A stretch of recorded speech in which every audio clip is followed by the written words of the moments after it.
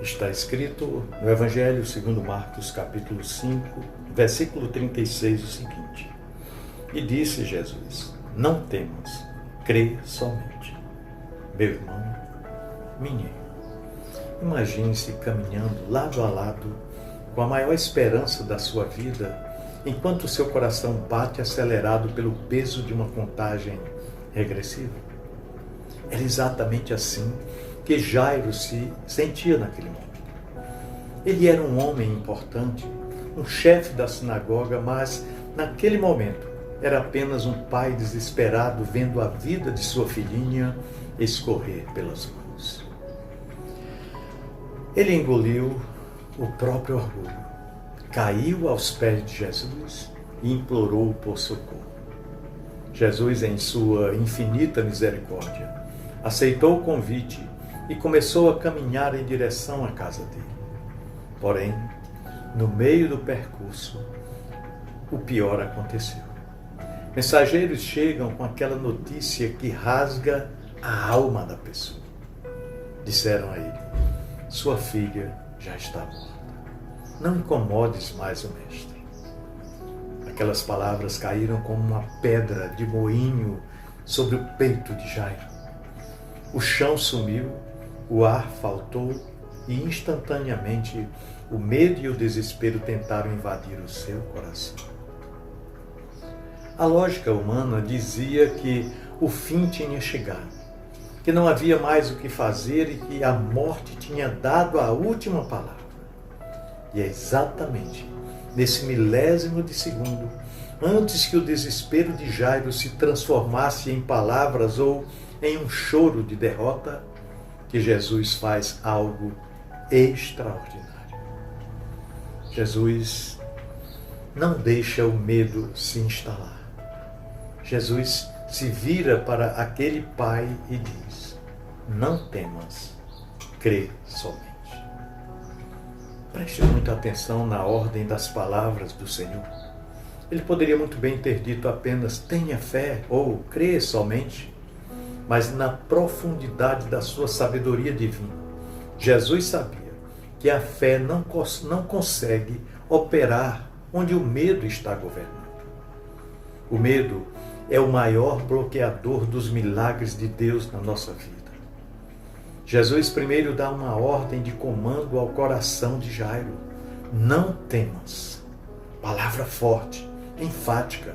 É como se ele estivesse dizendo: feche as portas da sua mente para esse diagnóstico. Cale a voz da lógica humana e não deixe o pavor assumir o controle da situação. Somente depois de mandar o medo ir embora, é que ele diz: crê somente. E Jairo, num ato de pura entrega, escolheu obedecer. Ele não discutiu, não questionou a demora de Jesus e não se apegou ao caixão que já preparavam para a sua filha. Ele apenas guardou o silêncio e continuou caminhando ao lado do dono da vida. Na nossa jornada diária, nós enfrentamos esse mesmo combate espiritual dentro de nós mesmos. Nós temos a fé e temos a dúvida guardadas no mesmo coração. Mas elas são como a água e o óleo. Jamais podem caminhar em sintonia ou andar juntas. Jesus sempre combateu o medo e a dúvida com extrema firmeza, porque eles são sentimentos completamente improdutivos. Eles não constroem nada, apenas destroem. O que nos faz naufragar na fé não é o tamanho da tempestade, mas sim a nossa mania de tentar resolver as coisas espirituais usando apenas o raciocínio lógico. A lógica humana olha para a conta bancária vazia, para o exame médico desfavorável, ou para o casamento fragilizado e diz: é o fim. Mas a fé olha para o mesmo cenário e diz: Deus ainda está no trono. O apóstolo Tiago nos alerta de forma muito simples e enfática sobre o perigo de dar ouvido às dúvidas. Ele diz que quem duvida é igualzinho à onda do mar, que é levada, é impelida pelo vento de um lado para o outro, sem rumo e sem firmeza. Tiago é categórico ao dizer que o homem que vive nessa oscilação não deve esperar receber nada do Senhor. Duvidar por causa das circunstâncias contrárias ou se deixar abater por notícias ruins e inesperadas é o caminho mais rápido e seguro para o naufrágio da nossa vida, da nossa família e de todos os sonhos e projetos que Deus um dia colocou no nosso coração.